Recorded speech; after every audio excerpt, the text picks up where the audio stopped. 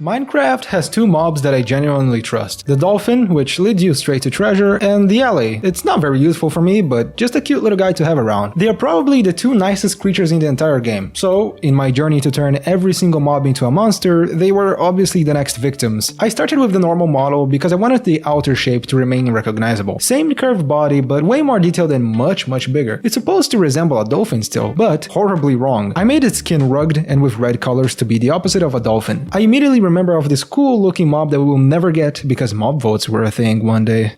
So I took some big inspiration there. I split the mouth into 4 sections that open outward like a horrible flower, and I lined the inside with rough serrated teeth. When it closes, those sections fit right back together and almost resembles a normal dolphin face, except for the fact that it's red and like 2 times the size. So basically this is a dolphin skinwalker, but all of this is going to remain hidden inside of a recognizable normal dolphin skin. Don't ask me how it all fits in there, it just does. A normal Minecraft dolphin already has a fun little feature. You feed it raw fish and it will show you the nearest shipwreck or ocean ruin. That little moment of trust is exactly what I wanted to ruin. At first, my corrupted evil dolphin behaves completely normal. It swims with the other dolphins and you cannot even tell that this is not what it seems. It jumps out of water and makes the same noises and everything. Then, you feed it. It takes fish and starts guiding you across the ocean. So far, so good. But when it arrives at its destination, it does not dive towards the chest. It stops, it turns around and looks directly at you. Then every other dolphin around stops swimming too, and they all just stare. At this stage, you should probably leave already, but if you don't, you see that the real creature finally forces its way out of the fake dolphin skin, blinding you in the process as it shakes. And this thing is fast. It circles around you just waiting to perform one of its 2 main attacks. Then it lunges at you. The 4 jaws open and it launches itself. If it catches you, it grabs on and can shake you around and throws you aggressively. And if you stay near the surface, it changes its tactics. It dives beneath you, grabs you from below, and starts pulling you all the way to the depths of the ocean and does not let go. And now you're trying to fight it and also trying to not drown. So naturally, I tried to escape with a boat, but it absolutely despises boats and it will not let you hop on one of them.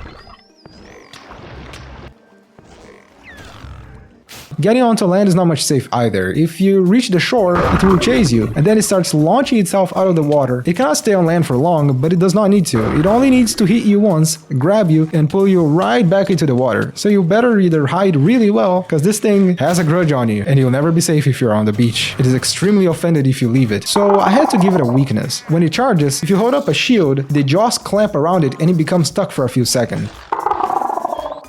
The creature thrashes around trying to pull free, but its head is completely exposed. You lose the shield, but that's your opening. Attack, move away, and prepare another shield before it circles back. Now it has to keep bringing its only weak point directly at you.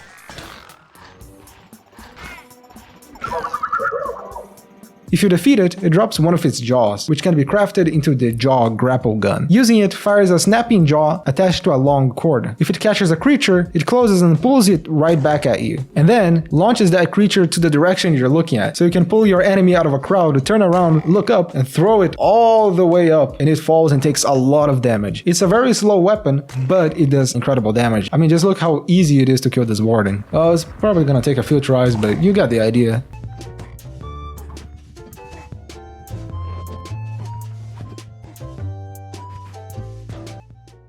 It also works really great if you're trying to save your villager from a cave that somehow he spontaneously went in there, of course.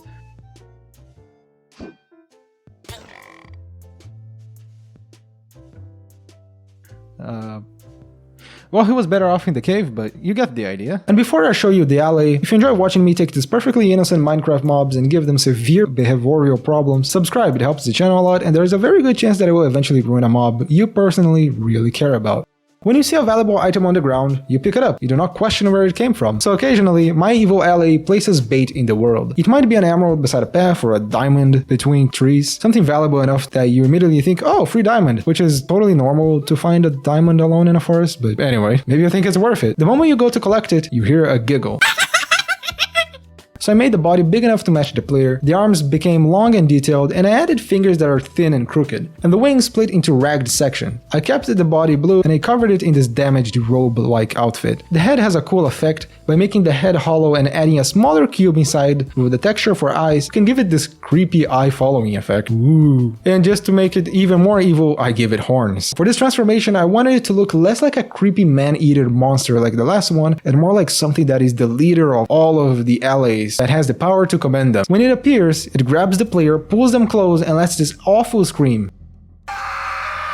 You're frozen in fear as you're forced to look at it. Then, you are disoriented, it steals all of your inventory. Every single item is stolen, and then it takes all of your belongings to a collection towards its nest. It's not very far, but now there's a timer. The alley leaves a trail, blue sparks, dropped trinkets, and pieces of stolen stuff everywhere. You only have a few minutes to find it before it disappears completely. The pursuit would have been too easy if the alley simply flew away and waited, so I give it minions. Small corrupted little alleys appear along the route. They're weak, but they do not need to defeat you. Their only purpose is to hold you down and slow you and make you lose time. You can stop to knock them away. Every second you spend fighting is 1 second closer to you not finding your items anytime soon. Reach the nest in time and you find this weird looking tent full of stolen treasures. Yours are not in here yet though. You must defeat the trickster alley first. It teleports, leaves puffs of smoke, and creates holographic clones of itself to attempt to make the fight a little more disorienting to you.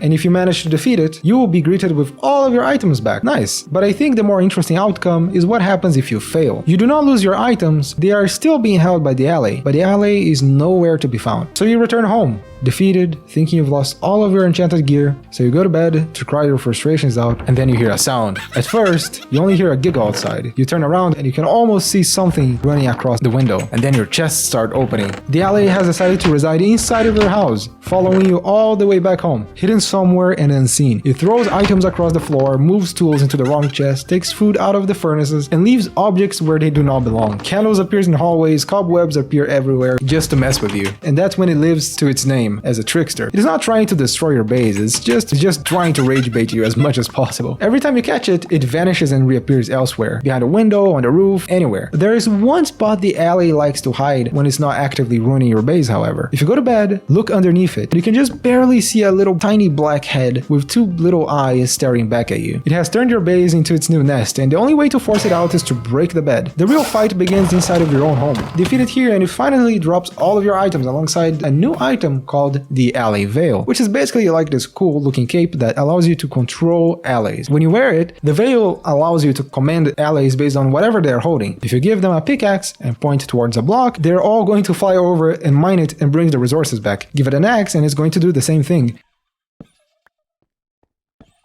Give it a sword and I think you can tell how chaotic this is. Go my minions, destroy everyone. Yes. Warden, no problem. This could be insanely OP.